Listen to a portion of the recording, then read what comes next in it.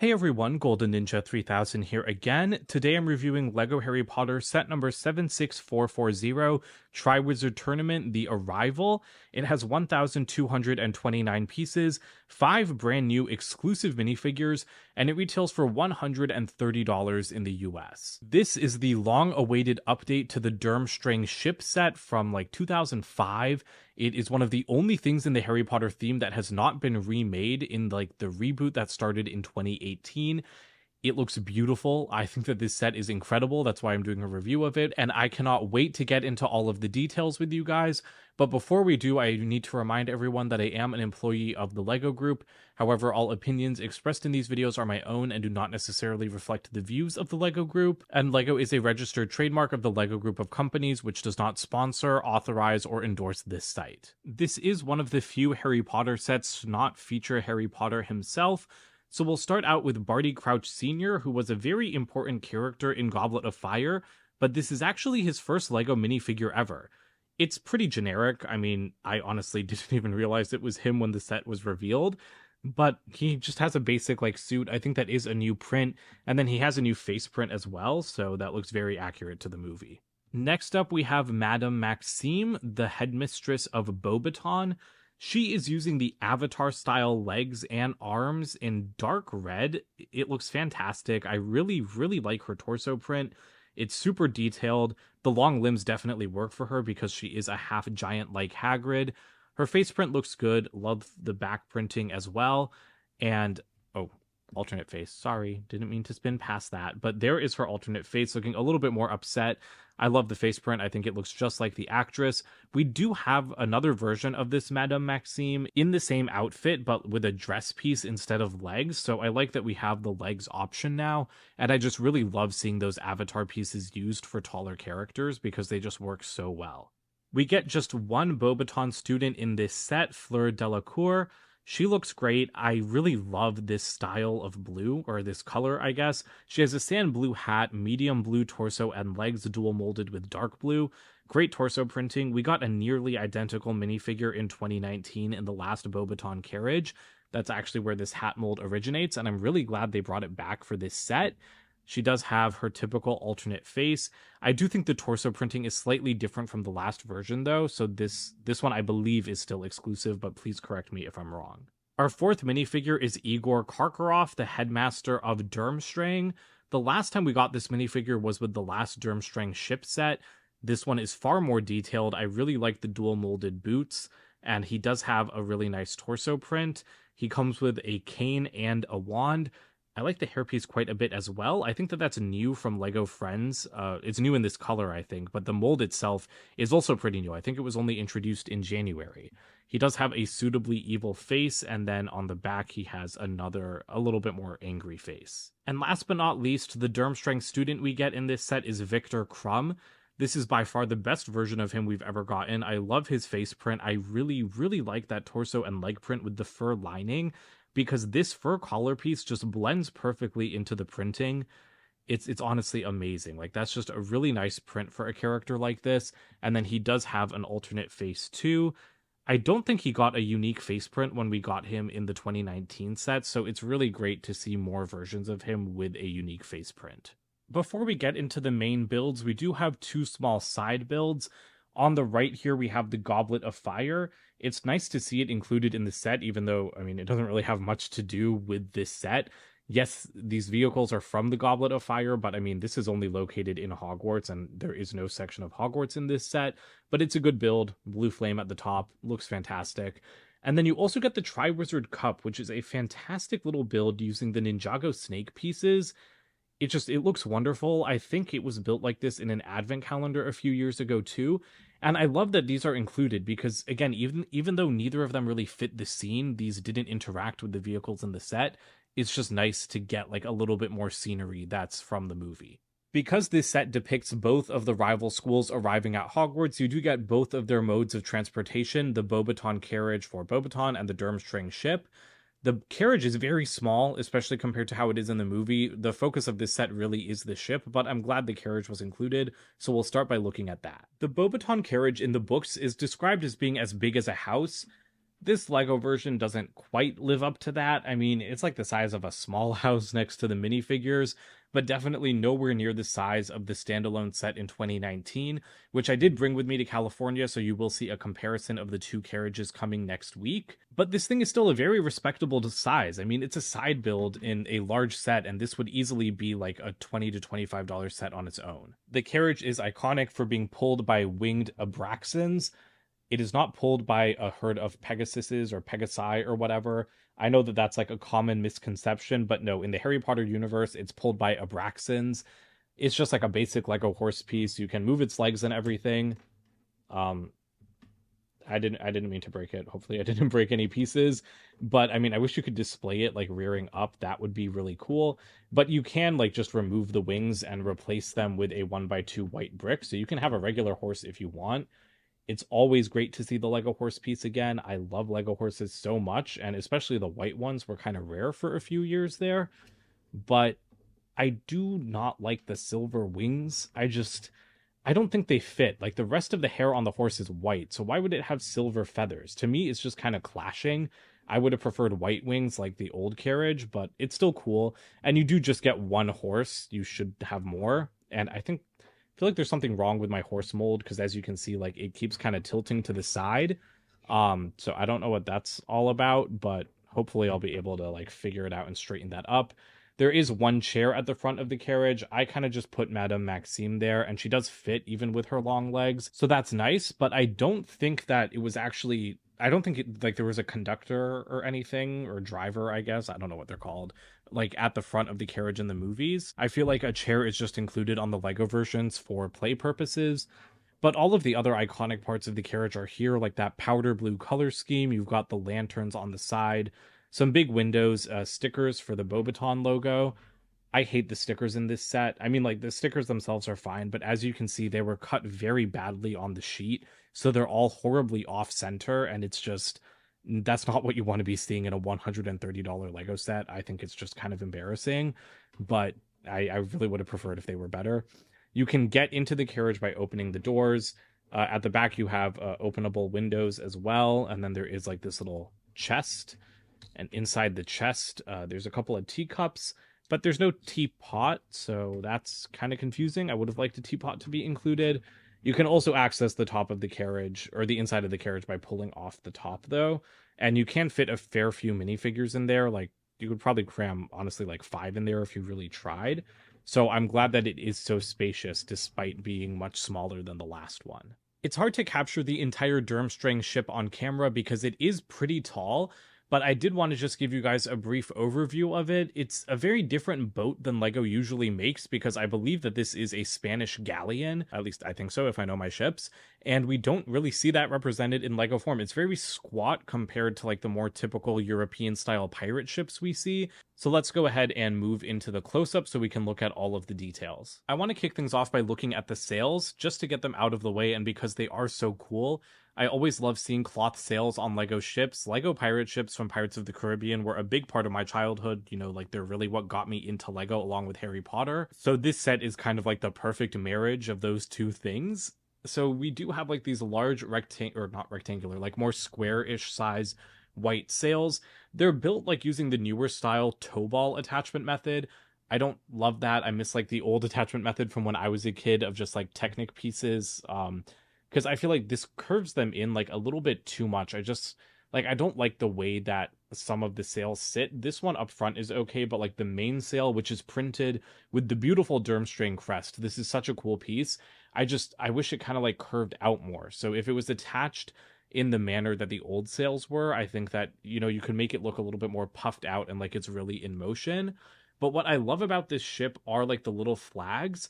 There are like these red flags, red and yellow. They all have different designs. So like this one has like 5 stripes on it. The one on the main mast has 3 stripes on it, 2 red and 1 yellow. And there is just like that tiny square sail at the top. And then over here at the back with the triangular sail, this one just has 2 lines. So I really like that attention to detail. I love how different these pieces are. You can't really have them waving in the wind. They kind of just drape all over the ship, but it really adds a pop of color to the white sails.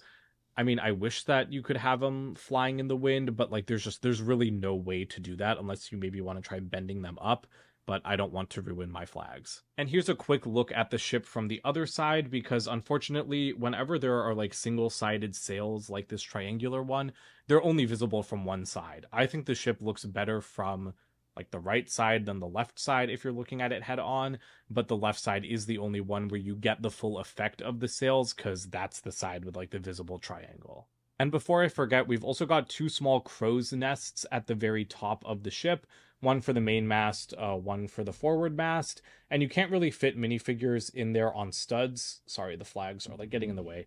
It's not focusing very well. I apologize for that. You can't fit minifigures on studs, but you can kind of just stick them in there. And so it just gives you another place to display them. And yeah, I think the focus was really messed up. And Barty Crouch just died, but it's a nice effect.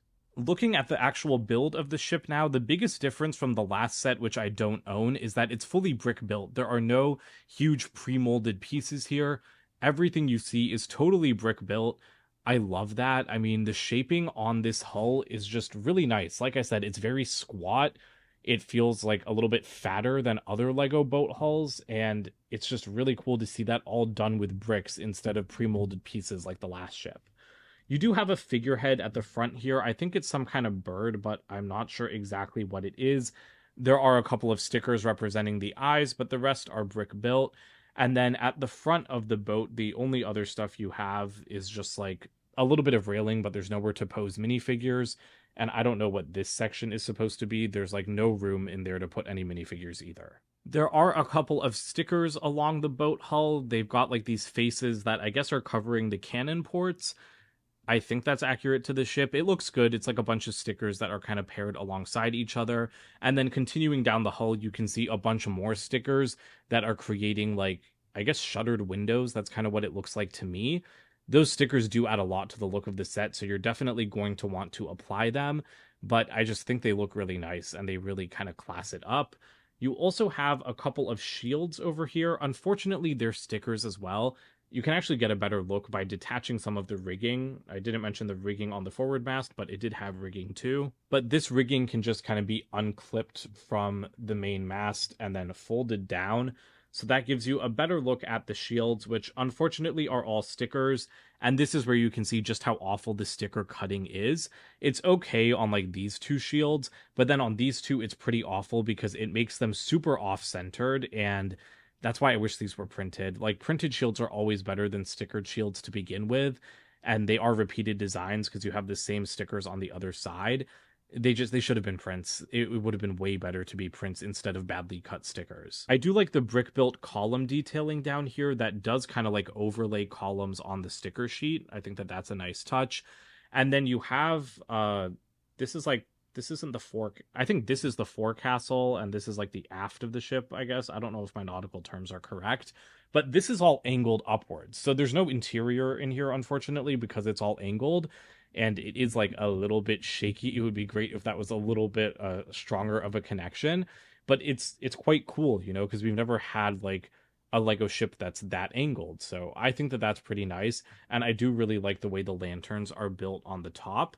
They're built with like unicorn horn pieces and goblets, and they just look nice. And then the last bit of exterior detail on the ship is the rudder, which can turn. It's pretty tall, and a movable rudder is always like a nice touch of realism to a Lego ship.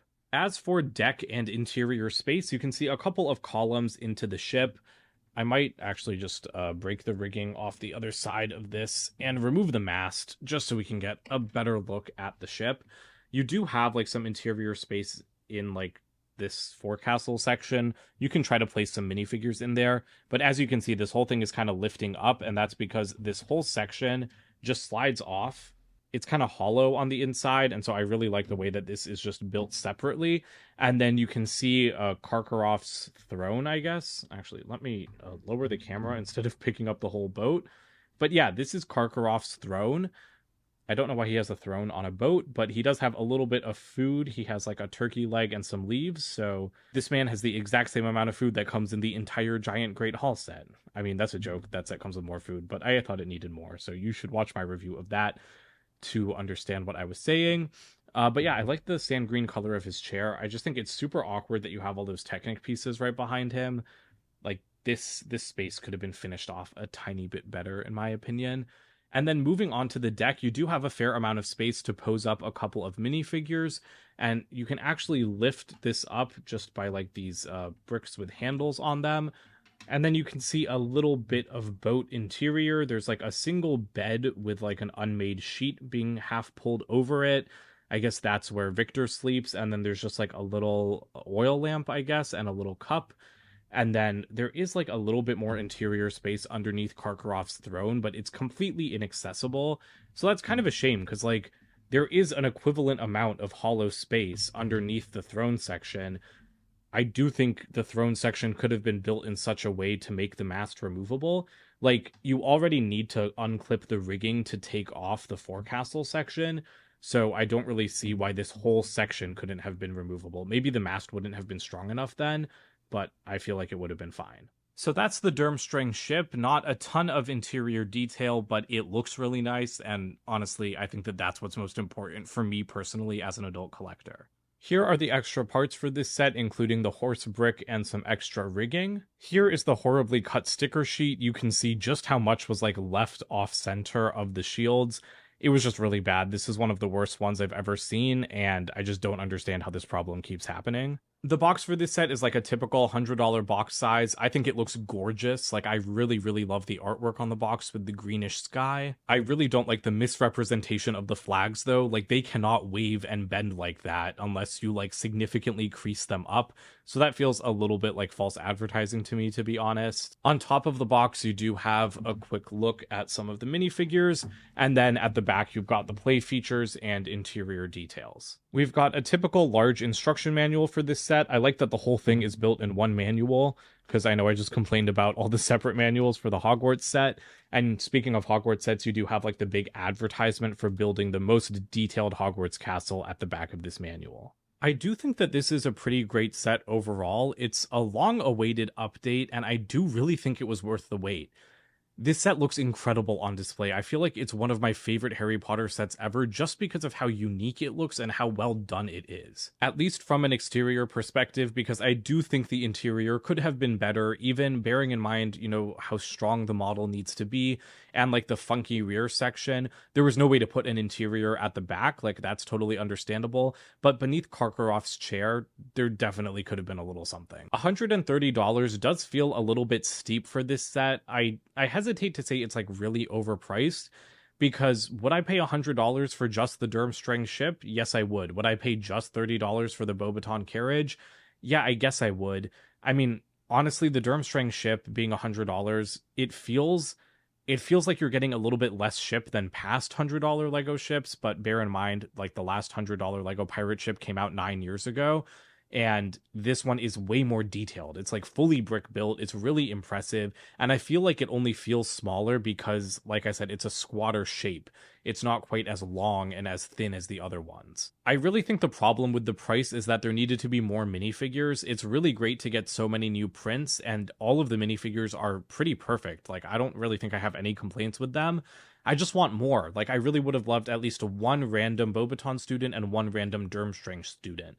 The Beauxbatons Carriage can be filled up with just 2 minifigures, but the ship really needs, like, I think 3 or 4, and 5 minifigures for $130 is just, like, really, really not it. A $100+ Lego set should have a minimum of 6, but more like 7 or 8 minifigures, in my opinion, and a $130 set should definitely have 8. So 3 more minifigures, I think, really would have made this fully worth the price. That's it for today, though. Don't forget to comment, like, and subscribe, and check out my website, goldenninja3000.com, and I'll see you guys with more videos soon. Bye for now.